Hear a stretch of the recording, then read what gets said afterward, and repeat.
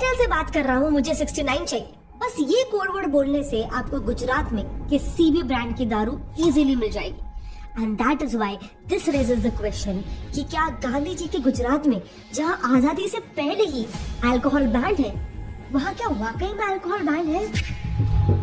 तो 2 अक्टूबर को गांधी जयंती के दिन प्रोहिबिशन मतलब बैन होता है, पर यहाँ पे बैन है, प्रोहिबिशन है, तो भी उस दिन मिली थी जितनी चाहिए उतनी बोतल में दी। जैसे बड़ौदा, अहमदाबाद, सूरत और राजकोट की बात करें तो हर रोज की 10 लाख लीटर शराब पीते हैं गुजराती। मार्च 2025 एक 20 साल के लॉ स्टूडेंट रक्षित चौरसिया ने नशे की हालत में 3 लोगों की एक फैमिली को बुरी तरह से गाड़ी से कुचल कर डाला। एंड कंसर्निंग बात यह है कि इस हादसे का उसे कोई अफसोस भी नहीं था, उल्टा वो तो गाड़ी से उतरकर अनदर राउंड करके चिल्ला रहा था।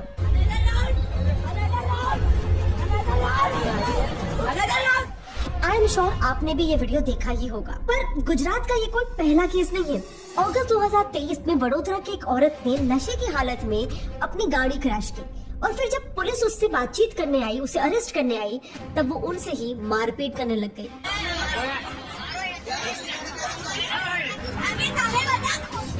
जुलाई 2023 में गुजरात समाचार न्यूज ने अगेन अहमदाबाद से एक और एक ड्रिंक एंड ड्राइव केस को एक्सपोज किया, जिसमें तो ड्राइवर की सीट के नीचे ही क्लियरली देख सकते हो दारू की बोतल रखी हुई।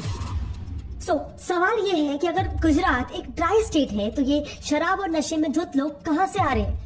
गुजरात में ड्रिंक एंड ड्राइव के इतने केसेस क्यों आ रहे हैं? 25 जुलाई 2022 गुजरात के बोटाड डिस्ट्रिक्ट में 140 लोग अचानक से हॉस्पिटलाइज हो गए। सिम्टम्स थे blood vomit, loss of eyesight और सीवियर हेल्थ डैमेज। इस हादसे में 42 लोगों की जान चली गई और इन्वेस्टिगेशन से पता चला कि इसकी वजह थी केमिकल पॉइजनिंग, नकली शराब की वजह से।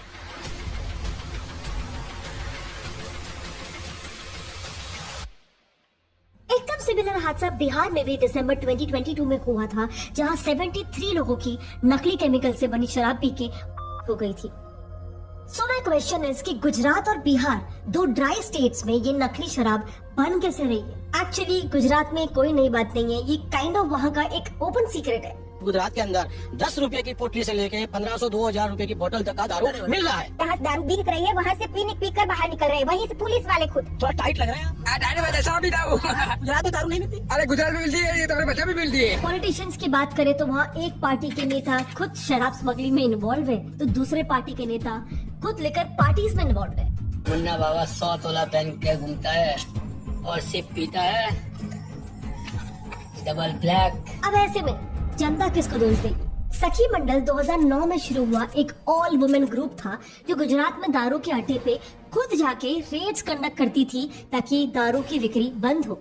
जो ये दारू की मुहिम हमने छेड़ी थी, उसमें दारू पकड़ते थे, ये पुलिस का काम था, लेकिन वो काम हम लोग करते थे। हफ्ता तो वो लोग लेते थे, लेकिन दारू हम पकड़ते थे। और एक दिन उन्होंने खुद सारे ऑपरेशंस बंद कर दिए क्योंकि लोग उन पे ही लिकर प्राइसेस बढ़ने का ब्लेम डालने लग गए। उनके रोकने से ये पूरा लिकर सप्लाई का नेक्सस रुकना तो छोड़ो, उल्टा महंगा होते जा रहा था। दारू का दाम भी बढ़ गया, जो 5 की मिलती थी वो 10 की हो गई, 10 की मिलती तो वो 20 की हो गई। तो वो सब हमको चिल्ला बोलते थे कि ये लोग, आप लोग ने सखी मंडल निकाला और दारू का दाम बढ़ गया।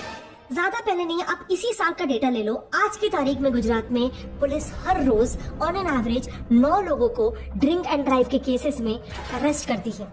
9 लोगों को। अब गुजरात के लिकर सेल्स का भी डेटा जानोगे तो शॉक हो जाओगे। ऑफिशियल डेटा के हिसाब से 2024 में गुजरात में हर 4 सेकेंड में एक दारू की बोतल सीज हुई है। इन टोटल 144 करोड़ रुपीस की 82 लाख बॉटल्स सिर्फ 1 साल में सीज हुई है गुजरात से। एंड माइंड यू, ये सिर्फ जो इलीगल बॉटल्स है जो बरामद हुई है, सीज हुई है, उनका डेटा है। जो बिक चुकी होंगी उनका डेटा अगर आप ऐड करोगे तब खुद ही सोच सकते हो कि आज भी गुजरात में कितनी ज्यादा मात्रा में लेकर मिलती है। लेकिन ये सेल्स होती कैसी है? क्योंकि ऑफिशियली तो इट इज इलीगल। सो जैसे मैंने आपको शुरुआत में बताया था, एयरटेल से बात कर रहा हूँ मैं, मुझे 69 चाहिए। बस ये कोड वर्ड बोलने से आपको गुजरात में जिस भी ब्रांड की दारू चाहिए आपको आसानी से मिल जाएगी। ऑपरेशन अहमदाबाद, ये नाम है एबीपी न्यूज के एक स्टिंग ऑपरेशन का, जिसमें उन्होंने गुजरात में हो रहे 2 तरीकों के लिकर सेल्स को एक्सपोज किया था, जिससे गुजरात को एक बड़ा इकोनॉमिक लॉस हो रहा था। लेकिन वो डिस्कस करने से पहले मैं एक ऐसी चीज के बारे में डिस्कस करना चाहती हूँ जिससे मेजॉरिटी इंडियन बिजनेसेस को इकोनॉमिक लॉस हो रहा है, manual accounting. Did you know, एक सर्वे में 18% अकाउंटेंट्स ने एडमिट किया कि उनसे हर रोज मैनुअल अकाउंटिंग में इतनी गलतियां होती है जिससे कई बार कंपनीज को मिलियंस ऑफ डॉलर्स का नुकसान भी झेलना पड़ता है। हर एक बिजनेस ओनर का लिटरली नाइटमेयर है मैनुअली आज भी इनवॉइसिंग करना।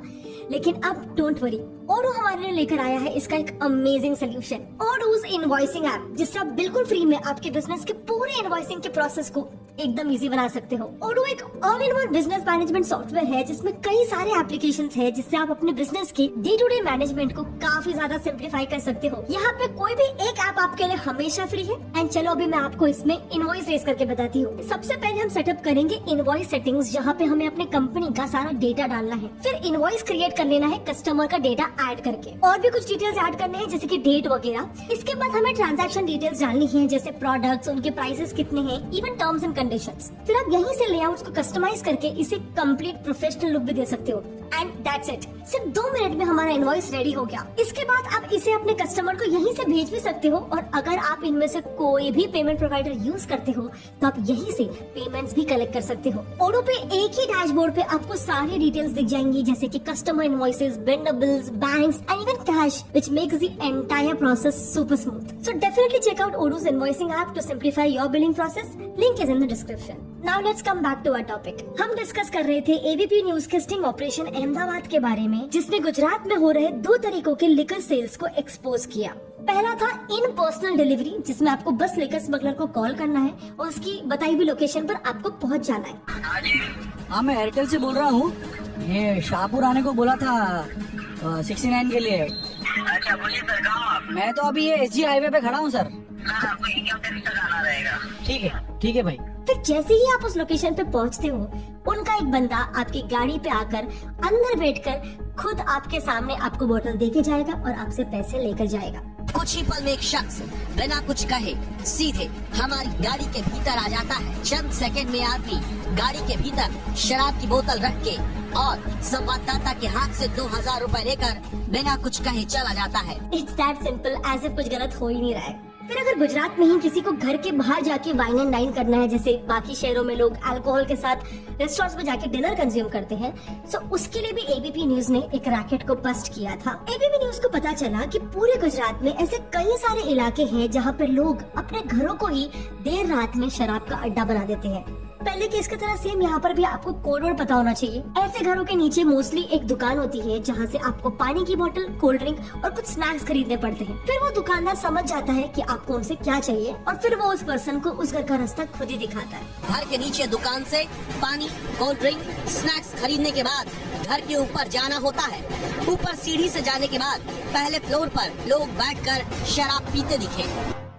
चलो ये तो वो बात हुई कि पब्लिक तक अल्कोहल कैसे पहुंचता है, लेकिन एक ड्राई स्टेट में जहाँ कोई डिस्टिलरीज नहीं है, कोई दारू बनाने की फैक्ट्रीज नहीं है, वेयर हाउसेज नहीं है, आम लोगों के लिए कोई वाइन शॉप्स तक अवेलेबल नहीं है, आखिर उस स्टेट में अल्कोहल पहुंचता ही कैसे है? सो पूरे गुजरात में लोगों को जो अल्कोहल मिल रहा है, ये मोस्टली गुजरात के नेबरिंग स्टेट से, जैसे कि मध्य प्रदेश वगैरह से स्मगल करके आया होता है। और ये किस प्रकार से होता है उसके लिए आप ये वीडियोस देख सकते हो।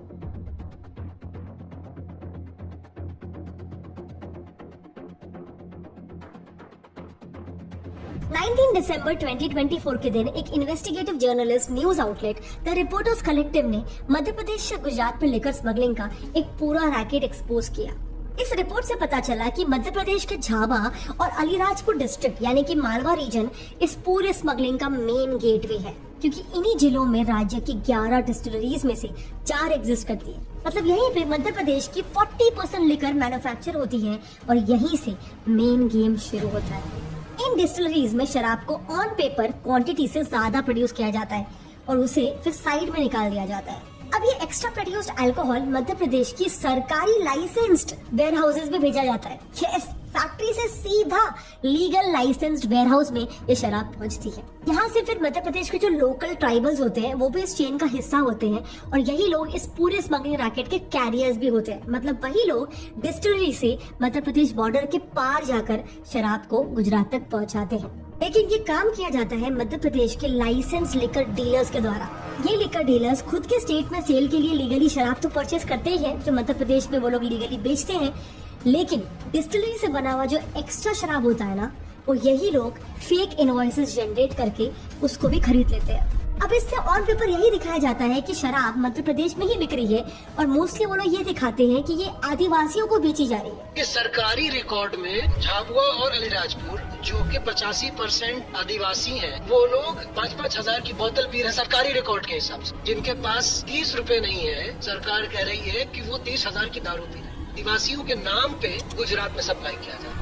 लेकिन एक बार जब फेक इनवॉइसेस इशू हो जाते हैं, उसी रात को इस शराब को Gujarat registered trucks, tempos, SUVs और इवन एम्बुलेंसेस तक में गुजरात बॉर्डर के उस पार भेज दिया जाता है। एंड मजे की बात तो ये है कि किसी भी चेक पोस्ट में पकड़ी भी नहीं जाती है। अब ये तो चलो बाहर के स्टेट से जो अल्कोहल स्मगल हो रहा है उसकी बात हुई, पर TV9 न्यूज ने एक स्टिंग ऑपरेशन करके ये भी पता लगाया कि गुजरात के कई शहरों में खुद ही હાર્મફુલ કેમિકલ से बनी हुई देसी शराब मिलती है। રંગીલા રાજકોટમાં દારૂની રેલમછેલનો મામલો સામે આવ્યો છે। અલગ અલગ ફ્લેવરમાંથી દેશી દારૂના પાઉચ બનાવવામાં આવતા હતા। कई रेसिडेंशियल सोसाइटीज के अंदर इंडस्ट्रियल एरियाज में ऐसे देसी दारू की यूनिट्स होती है जहाँ पर छुप छुप के ये खतरनाक केमिकल से बनी हुई अल्कोहल को प्लास्टिक के पाउचेस में भेजा जाता है। प्लास्टिक के वो पाउचेस जिससे हम होली खेलते हैं और उसे वहाँ लट्ठा कहते हैं, और ये पाउचेस बस 50 से 100 रुपए में मिल जाते हैं। एक का 20 रुपए लिया, ऐसे बोल रहे थे 10 रुपए मिलती है। पर इस इतनी सस्ती शराब का जहरीला असर गुजरात के लोगों पर जानलेवा साबित हो चुका है। जुलाई 2022 में अहमदाबाद के सुरेंद्र नगर और बोटाड डिस्ट्रिक्ट में करीब 140 लोगों को जहरीली शराब पीने के बाद हॉस्पिटल में भर्ती करना पड़ा था, जिनमें से 42 लोगों ने अपनी जान भी गंवा दी थी।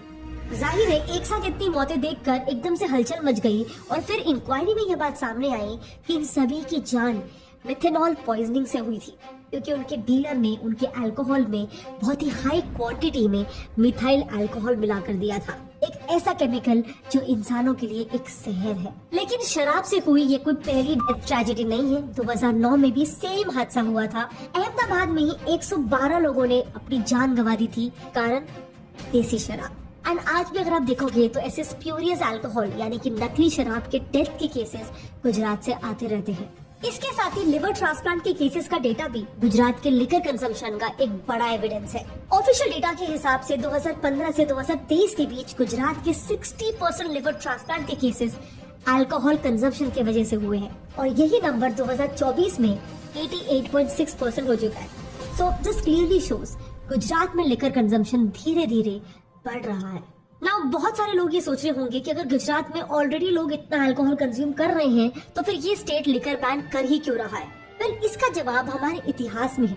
1930s में जब महात्मा गांधी आजादी की लड़ाई के लिए एक सिविल डिसोबीडियंस मूवमेंट चला रहे थे, बट इसी दौरान आजादी की लड़ाई के साथ साथ उन्होंने एक और जंग छेड़ी थी, एंटी लिकर सत्याग्रह। सोलापुर और हमारे मुंबई जैसे शहरों में भी ये आंदोलन जोर पकड़ चुका था। सत्याग्रही खासकर की औरतें शराब की दुकानों को घेर लेती थी और किसी को भी अंदर जाने देती ही नहीं थी। गांधी जी का मानना था कि शराब सिर्फ एक इंसान या उसके परिवार का ही नुकसान नहीं करती है, बल्कि ये देश की आजादी के रास्ते की भी सबसे बड़ी रुकावट है। इसीलिए उनका विजन था कि भारत में अल्कोहल पूरी तरह से बैन हो जाना चाहिए। इनफैक्ट गांधी जी के इसी प्रिंसिपल को ध्यान में रखते हुए लिकर बैन को कॉन्स्टिट्यूशन के आर्टिकल 47 में भी डाला हुआ है, और क्योंकि वो डायरेक्टिव प्रिंसिपल के अंडर में आता है, इसीलिए वो हर स्टेट के लिए एक मैंडेटरी क्लॉज नहीं है। इसके बावजूद आजादी के तुरंत बाद 1949 में बॉम्बे स्टेट, जिसमें गुजरात भी शामिल था, तब उन्होंने बॉम्बे प्रोहिबिशन एक्ट पास किया, जिसे लिकर कम्प्लीटली स्टेट में बैन हो गया। फिर 1960s में जब गुजरात बॉम्बे से अलग हुआ तो उसने इसी लॉ को कंटिन्यू किया और इसका नाम रख दिया गुजरात प्रोहिबिशन एक्ट 1949। और आज इसी कानून के तहत गुजरात में शराब पीने पर 7 से लेकर 10 साल तक की सजा हो सकती है। नाउ अगर हम एडवांटेजेस की बात करें तो डेफिनेटली इस लॉ का असर गुजरात के लोगों पर सिर्फ सिंबॉलिक ही नहीं बल्कि प्रैक्टिकल भी रहा है। आज गुजरात देश के लोवेस्ट अल्कोहल कंजम्पशन वाले स्टेट्स में शामिल है। सिर्फ 3.25% मेल्स ही यहाँ शराब कंज्यूम करते हैं, एंड इसका डायरेक्ट इफेक्ट क्राइम केसेस में भी हुआ है। आई नो इंट्रो में काफी सारे केसेस हमने ड्रिंक एंड ड्राइव के लिए थे, बट डिस्पाइट दैट पूरे स्टेट में ड्रिंक एंड ड्राइव के केसेस सिर्फ 0.25% है, मतलब कम रोड एक्सीडेंट्स हुए हैं एंड सेफ्टी ज्यादा बढ़ चुकी है। अल्कोहल और क्राइम का रिलेशन मुझे प्रूव करने की बिल्कुल भी जरूरत नहीं है, और इसीलिए गुजरात में भी क्राइम रेट्स काफी कम हुए हैं, स्पेशली क्राइम अगेंस्ट वुमेन, चाहे वो सेक्सुअल हो या फिर डोमेस्टिक वायलेंस के केसेस हो, जो अक्सर अल्कोहल के इन्फ्लुएंस में काफी ज्यादा इंक्रीज हो जाता है, बट वो इस पूरे स्टेट में काफी ज्यादा कम है। 2017 से लेकर 2021 तक गुजरात में औरतों के खिलाफ क्राइम्स में काफी ज्यादा गिरावट आई है और इसीलिए आज गुजरात की औरतें as compare to other states of course काफी ज्यादा सेफ फील करती है। छेड़ कम होते हैं गुजरात में, ज्यादा लड़कियां सेफ है गुजरात में। सिर्फ दबे क्योंकि गुजरात में दारू प्रतिबंध है। एंड सिर्फ वुमेन सेफ्टी ही नहीं बल्कि ओवरऑल क्राइम का रेट भी गुजरात का वन ऑफ द लोएस्ट है और यही तो होता है एक प्रॉस्परस स्टेट का असली मतलब, जहाँ सिटीजन सिर्फ जीते नहीं सुरक्षित भी महसूस करते हैं। बट ऑफ कोर्स जैसे हर कहानी के दो पहलू होते हैं तो इसके भी हैं। गुजरात रेवेन्यू डिपार्टमेंट खुद बोल रही है कि उनको लिकर बैन से हर साल 12,000 करोड़ रुपए का लॉस होता है। इनफैक्ट 2018 के बाद ही कई आम गुजरातीज ने PIL भी फाइल किया हुआ है, ये कहते हुए कि गुजरात गवर्नमेंट को लिकर बैन को हटा देना चाहिए। पर अभी तक ऑफ कोर्स सारे केसेस कोर्ट में जारी ही है एंड ये पैसा जो गवर्नमेंट के पास नहीं जा रहा वो अक्सर माफियाज के पास जा रहा है, बिकॉज अल्कोहल स्मगलिंग में माफियाज और गैंगस्टर्स का काफी ज्यादा इन्वॉल्वमेंट है। हमें कई न्यूज आर्टिकल्स में लॉरेंस बिश्नोई जैसे गैंग्स के भी लिंक्स मिले हैं अल्कोहल स्मगलिंग के केसेस में। इसके अलावा हमने स्प्यूरियस अल्कोहल यानी कि नकली दारू से होने वाली ट्रेजेडीज की भी बात की जो गुजरात की जनता फेस कर रही है। गुजरात के बोटाद में जहरीली शराब से मरने वालों की संख्या 33 तक पहुंच गई है। 70 लोग अभी भी अस्पताल में भर्ती हैं। सुनो गुजरात के सामने ऑप्शंस क्या है? वेल, गुजरात गवर्नमेंट कुछ स्टेप्स उठा सकती है, जैसे इस लिकर बैन को स्मार्टली रेगुलेट करना। देखो दुनिया के बड़े बड़े देशों ने लिकर बैन किया है, पहले भी किया है और आज भी कर रहे हैं। जैसे यूएस ने 1920 से 1933 के प्रोहिबिशन एरा में किया था। सोवियत यूनियन ने 1985 से 1987 के बीच में किया था, जब प्रेसिडेंट गॉर्बेचेव ने एंटी अल्कोहल कैंपेन शुरू किया था। स्वीडन और नॉर्वे ने भी अर्ली 20th सेंचुरी में किया था। बट इन सारे देशों को लिकर को वापस से लीगल करना पड़ा था। क्यों? क्योंकि स्मगलिंग और इलीगल ट्रेड एकदम से बढ़ने लग गया था। The earliest bootleggers began smuggling foreign-made commercial liquor across the Canadian and Mexican borders. But मेरे हिसाब से गुजरात एक बेहतर मॉडल फॉलो कर सकता है, नॉर्डिक कंट्रीज का मॉडल जो WHO ने भी रेकमेंड किया है। इस मॉडल में अल्कोहल सिर्फ स्टेट ओन्ड शॉप्स में मिलता है, यानी कि गवर्नमेंट शॉप्स में मिलता है, ज्यादा टैक्सेस के साथ और लिमिटेड टाइम के लिए, with only limited quantity available. मतलब ना इलीगल सप्लाई होगा और ना ही ओवर कंजम्पशन होगा। एंड ऑफ कोर्स क्योंकि टैक्सेस हाई है तो लोग खुद भी शराब को ज्यादा पीना अवॉइड करेंगे। Only the government regulated shops. Monopoly basically means it's a monopoly of government over alcohol here. Now ये एक मॉडल हो सकता है जो गुजरात धीरे धीरे करके कुछ कुछ इलाकों में ट्राई करे, ताकि स्मगलिंग और स्प्यूरियस अल्कोहल से जो टैक्स के केसेस हैं वो डिसएडवांटेजेस कम हो सके। बट इस पर आपका क्या कहना है? क्या आपके हिसाब से गुजरात में अल्कोहल कम्प्लीटली बैन हो जाना चाहिए और ये बैन मेंटेन करके और ज्यादा स्ट्रिंजेंट हो जाना चाहिए, या आपके हिसाब से ये मॉडल गुजरात के लिए बेहतर हो सकता है? आपके जो भी ओपिनियंस आप नीचे कॉमेंट सेक्शन में जरूर लिख सकते हो। I would love to read them. और हाँ, अगर आपको ये वीडियो पसंद आया तो आपको मेरा ये वाला वीडियो भी जरूर पसंद आएगा, जहाँ मैंने कुछ ऐसे मर्दों के बारे में बात की है जो दिखने में तो काफी रिलीजियस लगते हैं, उनके बायो में भी काफी सारे भगवान के फोटोज स्लोगन्स वगैरह होते हैं, लेकिन अगर आप उनके कमेंट्स देखोगे जो वो कई सारे लड़कियों के फोटोज पर करते हैं, आप शॉक हो जाओगे। इस मेंटालिटी के बारे में मैंने डिटेल वीडियो बना के रखा हुआ है, अगर आप वो देखना चाहते हो तो आप यहाँ पे लेफ्ट पे क्लिक करके उसे देख सकते हो। तब तक के लिए मिलते हैं अगले वीडियो में। जय हिंद।